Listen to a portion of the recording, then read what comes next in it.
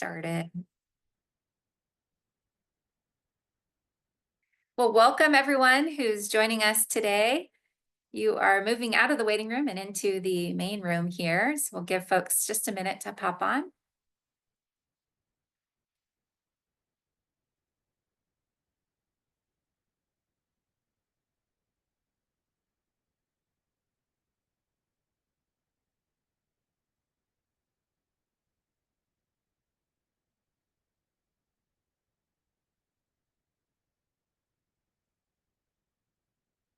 Welcome everyone. If you're just joining us, we are going to get started in just a few seconds here.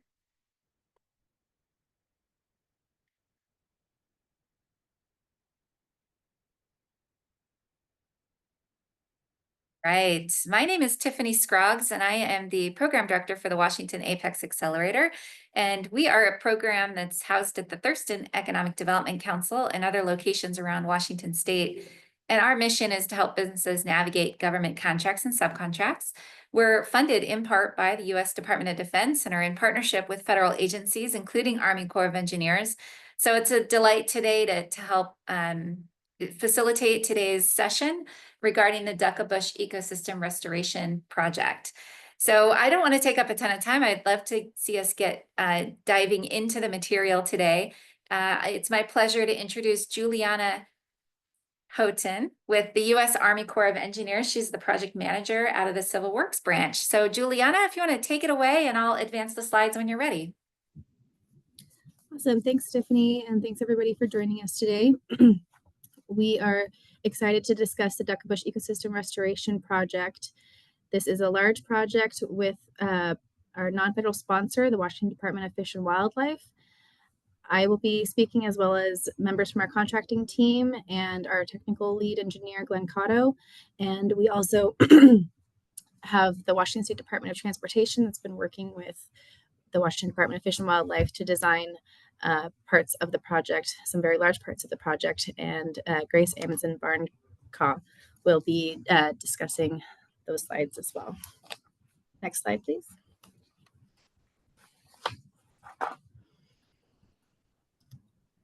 So first, we'll go over the scope of the project, then we'll discuss some of the contracting actions and elements to the solicitation that is forthcoming. Then our technical experts will go through the technical pieces of the project, and we can have a question and answer session at the end. I would also like to note that this information is being provided as part of market research, and so there's no reimbursement by the government for participation at today's Industry Day or for preparation of any of the responses to questions posed to industry that were included in the sam.gov posting. Next slide. To orient everybody to where we are working, where this project is, it is, as you can see, this map of Washington, kind of over to the west of Seattle and Tacoma on Hood Canal. It's in Jefferson County, approximately mile 310 of the U.S. Highway 101. You can see there it's the west side of the Hood Canal, and that's near Brennan, Washington. Next slide.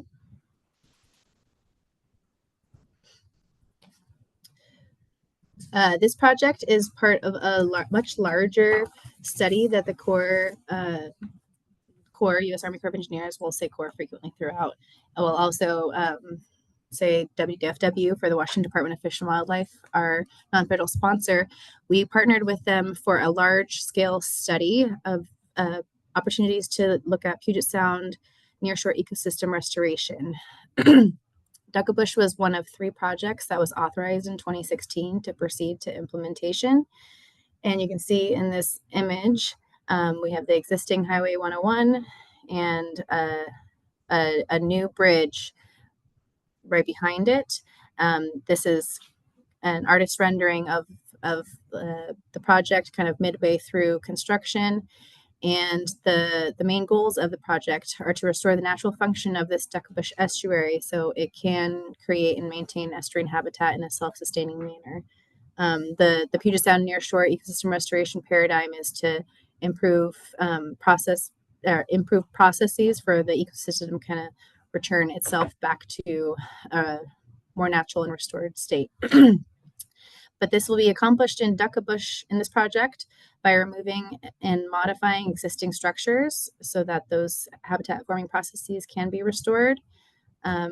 This project will reconnect the Duckabush River with adjacent floodplains and wetlands, and a big component of that is removing the existing roadway fill and while ensuring that the traffic is maintained on this new spanning bridge. Next slide.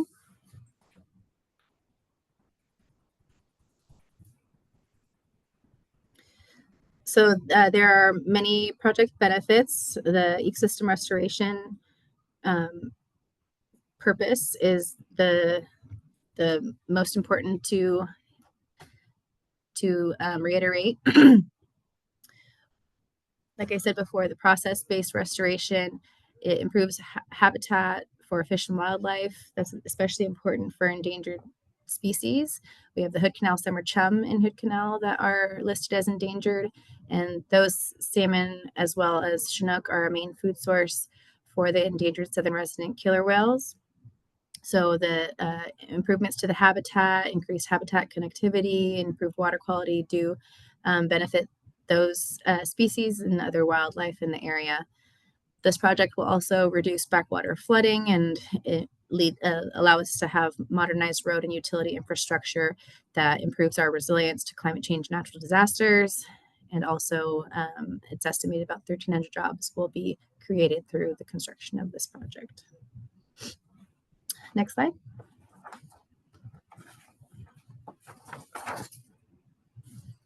So on the right here, we have a schematic of the project features, looking at a bird's eye view with north facing up. The pink features are showing the existing Highway 101. So a large part of the project is removing that and having the Highway 101 bridge to the left of the pink area maintain that traffic flow. There are also many other features of this project, but Glenn and Grace are going to go through those in quite a lot of detail, so I will let them cover that. This is a very unique integration of designs by technical experts in transportation and restoration, WashDOT and the Corps, respectively. So it is a unique opportunity to have both of our agencies come together to work through how we can restore this ecosystem in the best way possible. We're currently in 95% design. Our tentative schedule is to solicit in Q1 of fiscal year 2025, so that is next fall, and to award the contract in Q3 of fiscal year 2025, so that is actually spring of 2026. Next slide. With that, I'd like to introduce Robert Gonzalez on our contracting team. Go ahead, Robert.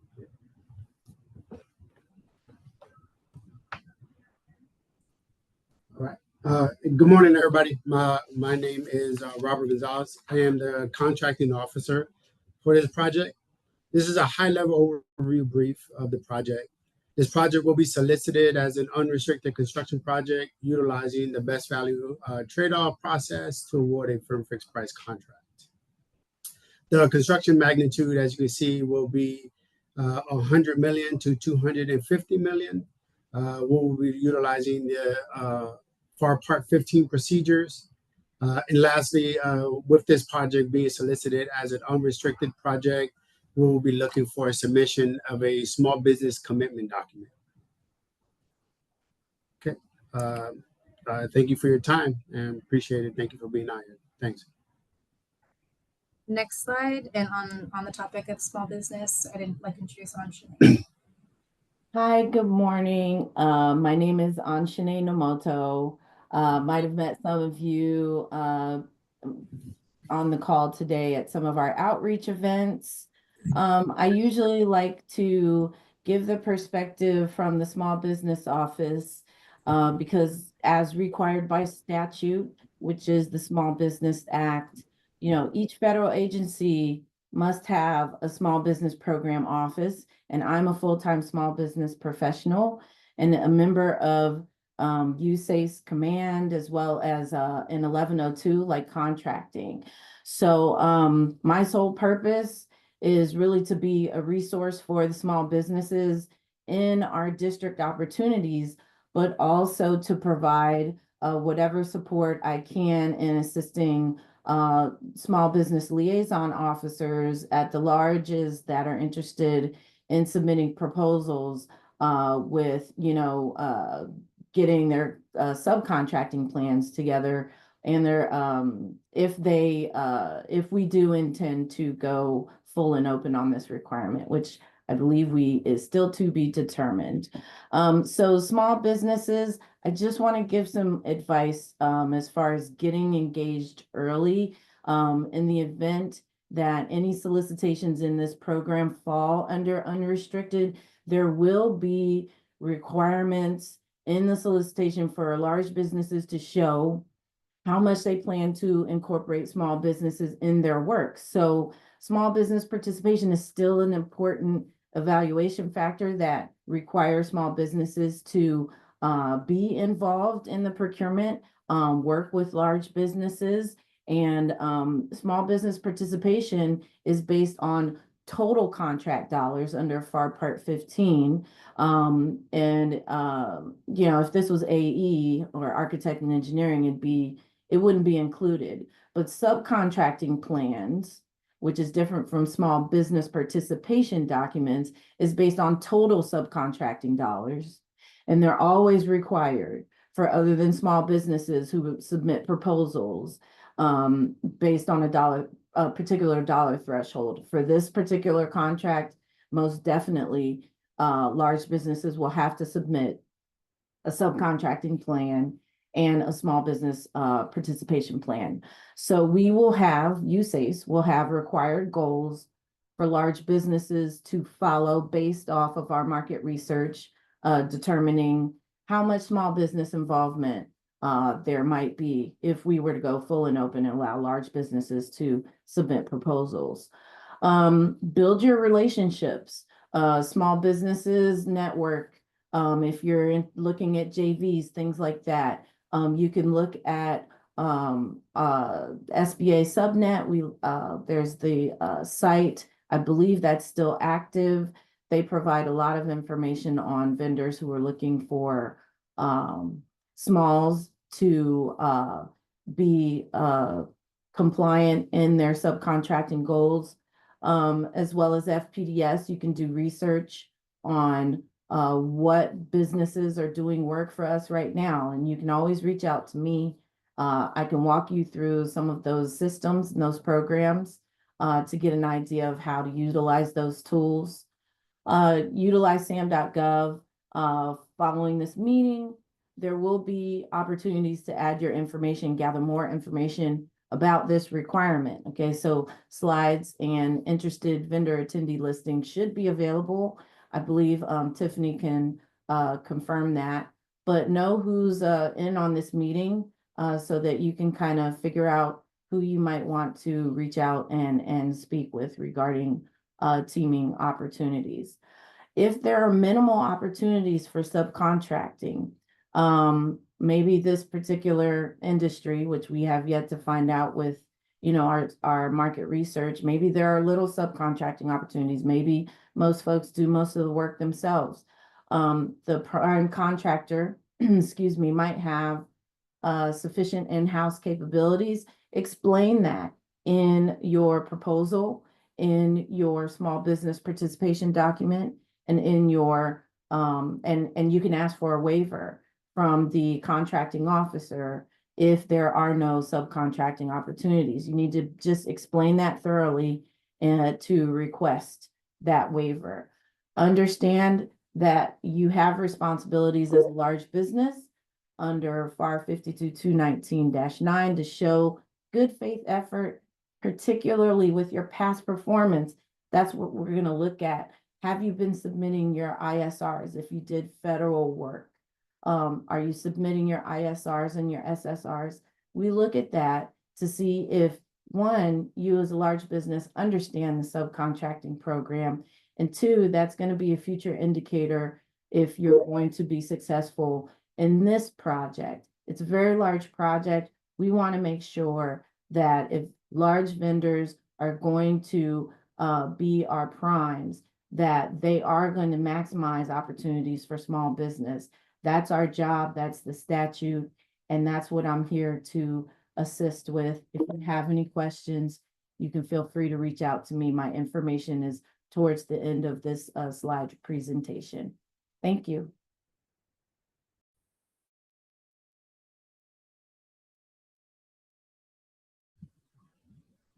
All right, with that, go ahead and take it away, Glenn. Hi, I'm a technical lead for the Corps of Engineers. I will summarize the project features. There will be a new 1,613-foot long elevated bridge.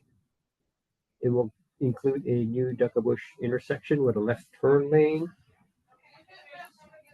It will also replace what we are calling an unnamed tributary culvert with a box culvert,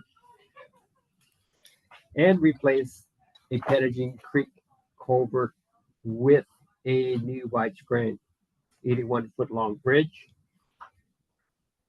Other portions of the project will remove the old US 101 causeway and its two bridges.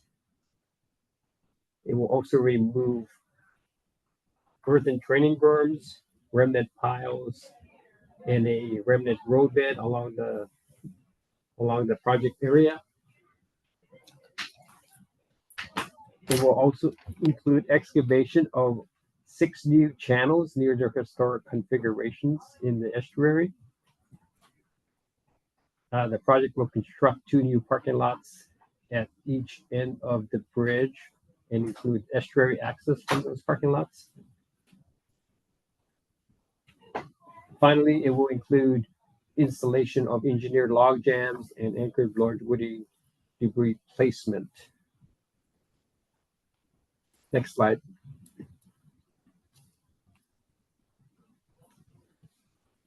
This slide is a summary of the new Washington State Bridge, along with the Duckabush Road realignment and the 2 culvert replacements on each end.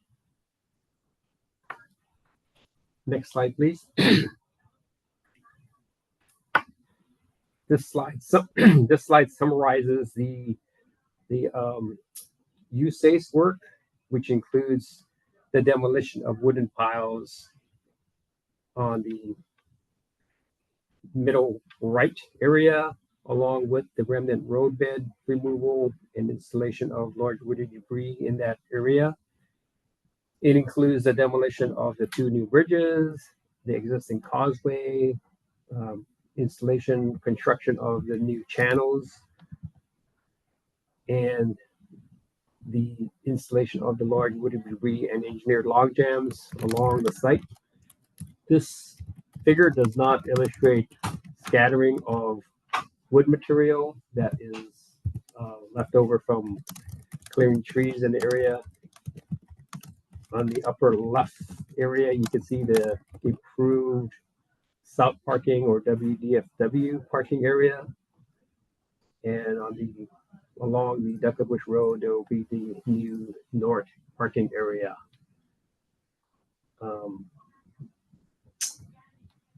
Next slide, please, and over to Grace from Washington. Oh, hang on. I forgot one thing. This project will be illustrated in 3 drawing volumes. Volume 0 is overall volume. Volume 1 and 2 will be the WashDOT Bridge and associated work. Volume 3 will be the Corps of Engineers ecosystem restoration portions. And this project will be specified based on the unified guide specifications that the Corps of Engineers uses. and integrated with the WashDOT standard specification package. So the unified guide specs will refer over to the Washington State standard specification package within this body. Next slide, over to Grace. Thank you. Good morning, all. I'm Grace Amundson-Barnco, the WashDOT project engineer for this project. First off, the staging area for this project will be primarily the existing south parking lot, which you'll see in the image on the upper left. There will also be a construction trailer area to be determined. One of the main phases for the project will be the construction of temporary work platforms, which we will discuss more in the next slide. Phase 1 of the utility relocation is already ongoing and should be complete prior to advertisement. As far as the traffic control plans for this project, on US 101, we're expecting to maintain traffic flow throughout construction with reduced speed limits and short duration closures. The majority of the project is constructed offline for the bridge, with temporary widening on the north and south end of the project, allowing for alternating one-way traffic throughout construction. We're also expecting to continue to offer tribal tideland access with a shuttle service during construction to a temporary parking platform along existing US 101. Next slide, please. This image shows the location of that temporary parking area that will be used for the shuttle for shellfish access by the tribe, as well as the location of the temporary work platforms in relation to both the existing US 101 and the new proposed US 101 location. The next slide will show a little bit more on what that'll look like. Thank you. So this shows the locations of those platforms in plan view in relation to the overall project. They've been preliminarily designed for installation along the existing alignment to allow for the staging of construction equipment. The temporary work platforms will be contractor designed for the final stage and will be constructed at an elevation of 14.5 to accommodate the 100-year flood conditions. Those work platforms will have to be removed at the conclusion of the project. Next slide. The animation, yes. So this is a closer view of the temporary parking area for the shuttle service for the shellfish access. And again, please. Next slide. And this is what the temporary work platforms will look like. Again, approximately, they've only been preliminarily designed. The contractor can tweak that design for the final design. Next slide, please. This image is another visualization of those temporary work platforms. The top image shows the proposed temporary work area in the region between bridge piers of the proposed bridge. And the bottom image shows what those temporary work platforms look like at the bridge piers. Next slide. That leads us right into the next element we'll be talking about for the project, which is the estuary bridge.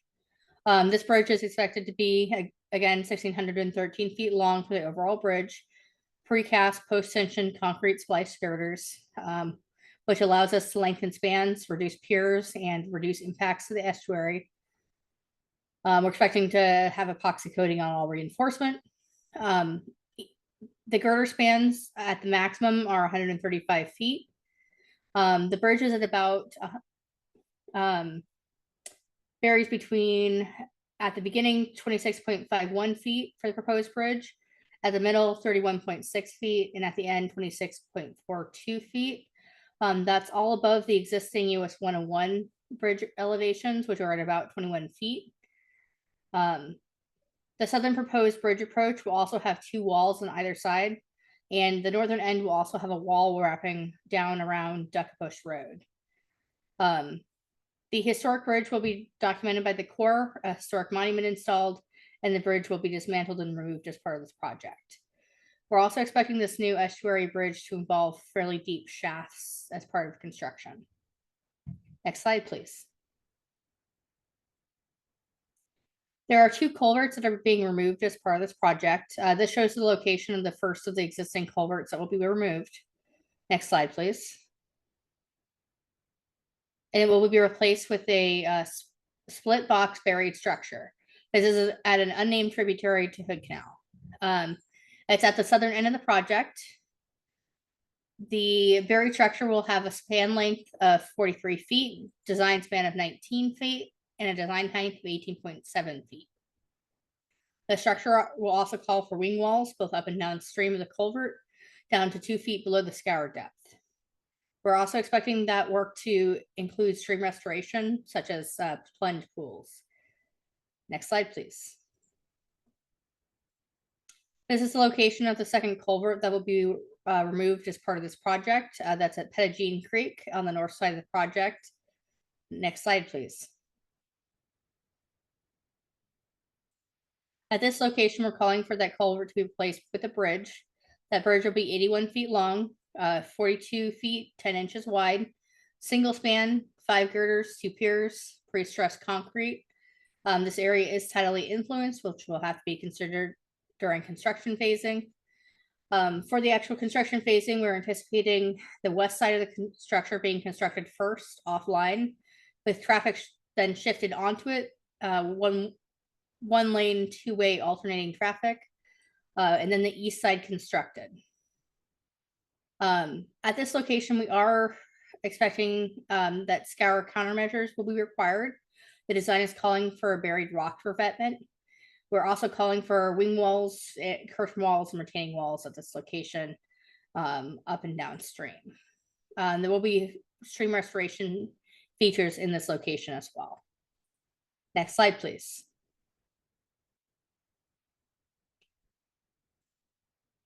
There are some parking areas. You can see that's south parking lot we talked about before as a staging area. That's the WDFW lot that will be built up as part of the final design using fill removed from the removal of the other bridges and existing US 101.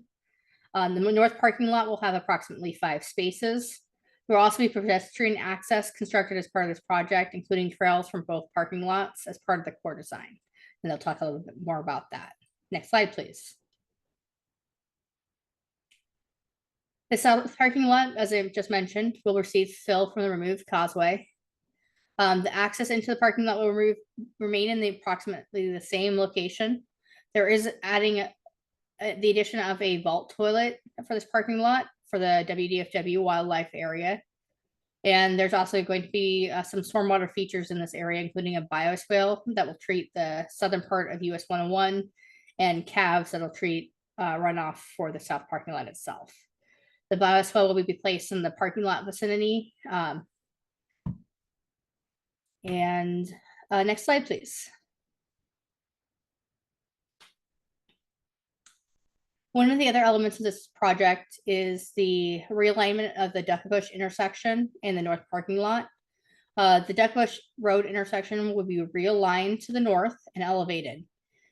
The adjoining road, Dark Road, will have some paving and grading to match to the existing road. We're also anticipating concrete barrier on one side for the driveway from Duckabush Road into the small 5-car parking area, and guardrail on the other side to protect from steep slopes 2 to 1 or greater. We're also anticipating installing illumination at this intersection. There will be some wider shoulder widths in this area, and a new left-hand turn pocket from northbound US 101 to Duckabush Road. Next slide, please. There's a number of stormwater treatment facilities installed as part of this project. That includes conveyance. There'll be pipes and catch basins on the new bridge. Media filter drains will be installed on the embankment. Calves and a bioswale will be installed in the south parking lot with the calves from the core design. There will be 2 bioretention areas, one located near the new north parking lot we just discussed, and one located off the highway near the north end of the new bridge. All of these are considered to be low impact design and provide basic treatment, as well as treatment for dissolved metals and total suspended solids and turbidity. Next slide, please. And then I'll hand it back to Glenn.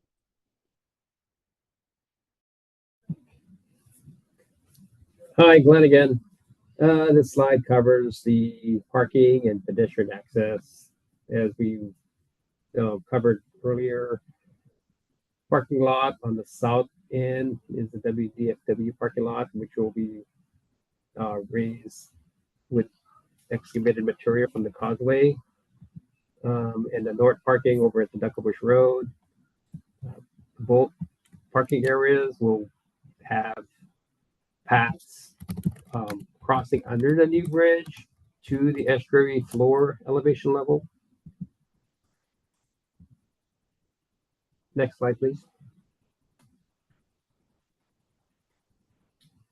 This slide tries to illustrate the ecosystem restoration components, which would generally be the 6 new channels, the ELJ, the large woody debris, and there will be planting on disturbed areas. Upland, there will be trees, and down in the estuary level will be estuary plantings where the causeway is removed. Part of the ecosystem restoration component is removing all the wooden piles and the remnant roadbed, along with the old causeway, which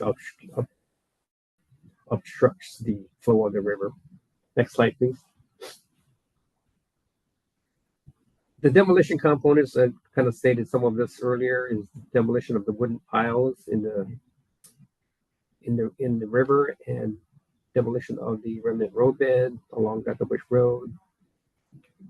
These two components would probably be constructed prior to the Duckabush Road improvement, along with the Duckabush Road walls.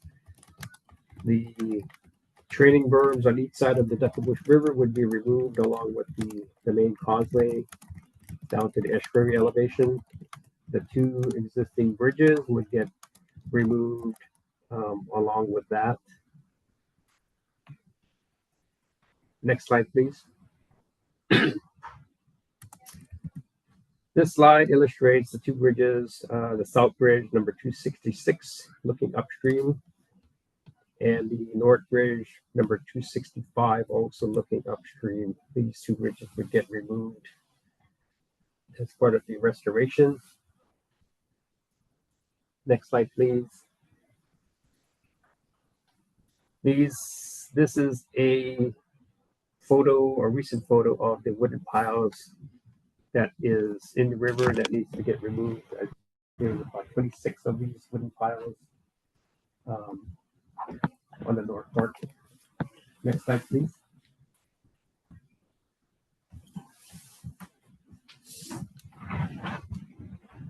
Part of the restoration would include the channels along with installation of engineered log jams. We're calling these apex jams, and installation of large wooden debris that are anchored. Also not shown is a scattering of unanchored wood debris.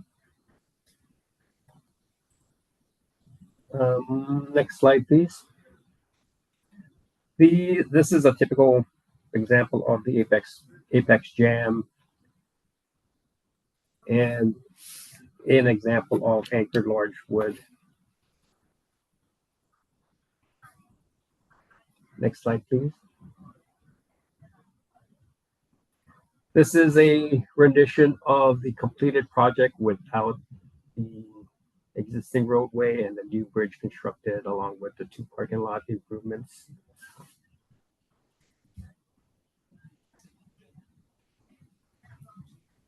Next slide, please.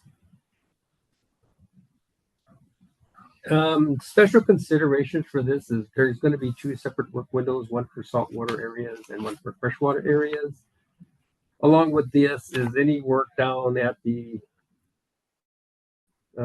estuary level would be subject to tides every day. There are 2 contractor design elements. The first would be the temporary work platforms, and second would be structural earth walls along the roadway and Duckabush Road. Geotechnical investigations have been completed for this. They were done to support WashDOT's bridge design. The contract will also contain a geotechnical report and summary of geotechnical conditions. As Grace stated, there would be limited staging areas. The primary staging area would be the south parking at the South Parking WDFW area.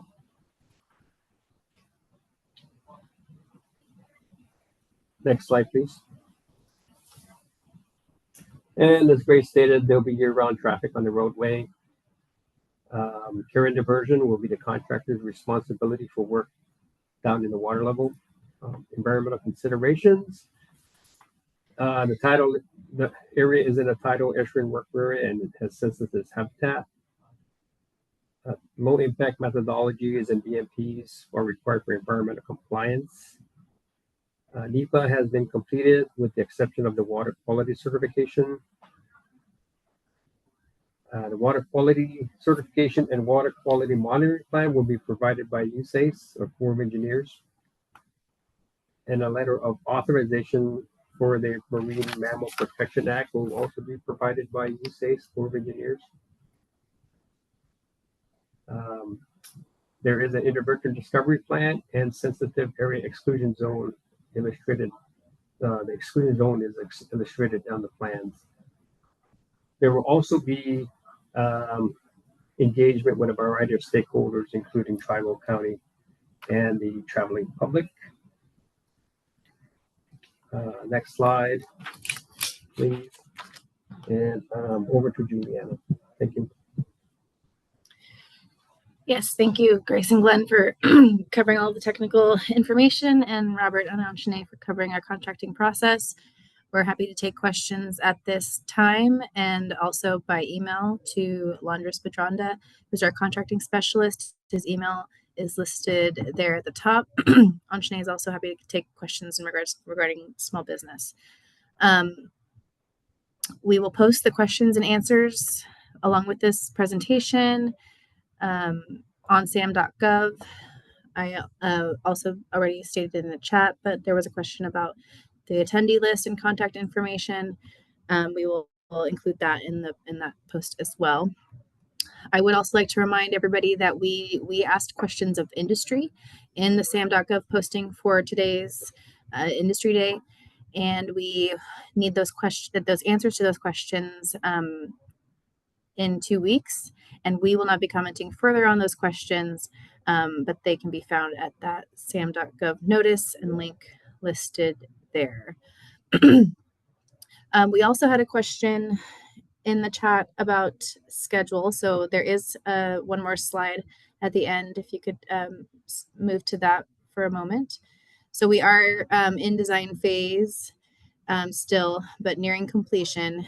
And as I stated on slide 6, we are tentatively planning to solicit the contract, solicit for the contract Q1 of fiscal year 2025. So that's next fall, and hoping to award Q3 of fiscal year 2025. So that is spring of 2026. And then construction phase is expected to take about 4 years after that. We can go back to the prior slide as we discuss other questions. It looks like Grace has responded to a question about one that I did not answer about Traffic travel. volumes. Go ahead, Grace. About traffic volumes.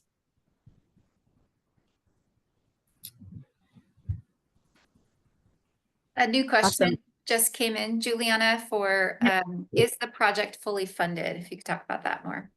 Yeah, no, as you saw on that last slide, it said secure project funding. We have not secured all of the funding yet, but that is expected along with the current schedule. And while it is a large amount of funding, we do not have major concerns on our ability to receive that funding.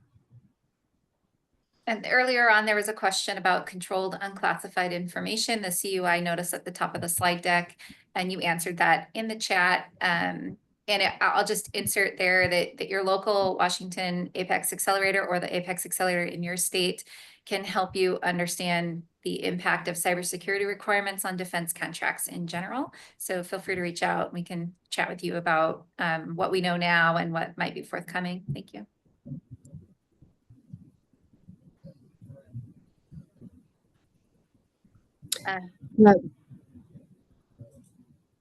Yeah, go ahead.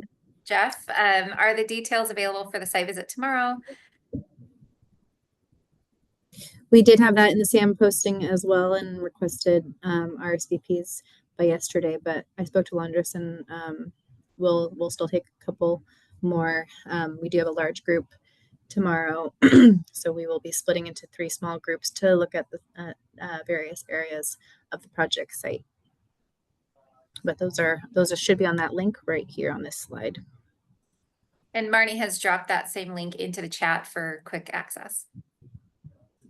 Yes.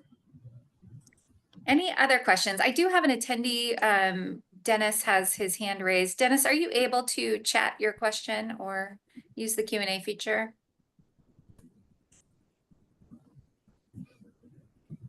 And any other questions? Oh, thanks, Dennis. He was just waving hi.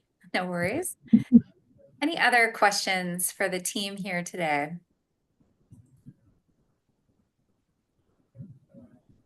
What agency will be administering the contract? The Army Corps of Engineers will be administering the contract.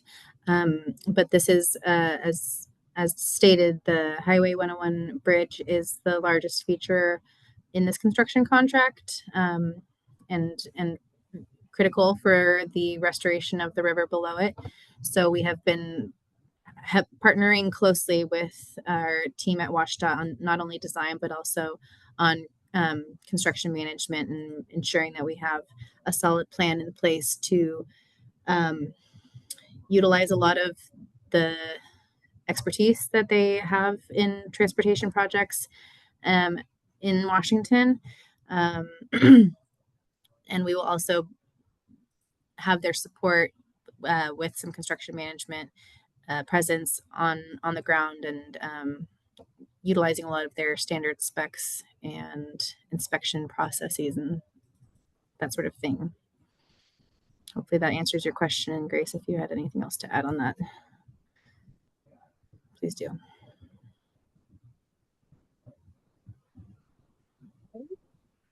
I don't think I have anything to add. Thank you. And Stan, your hand is raised. I'm wondering if you can chat your question or throw it in the Q&A. Anyone else have any other questions for the team here today? No worries, Stan.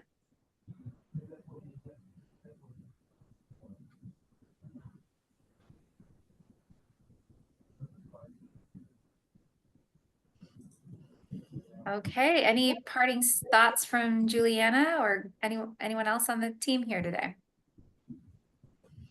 I'll just reiterate our thanks for the interest in this project. We at the Corps and WashDOT and the Washington Department of Fish and Wildlife are very excited about the project, and a lot of work has gone into it already. So we are very excited to see it get to the next step of the contracting phase and then construction. So thank you, everybody, and thank you to our presenters and participants and Apex for hosting. Yep, our pleasure. Very good. Thank you. Good luck at the walkthrough tomorrow. And we are now adjourned. Thank you.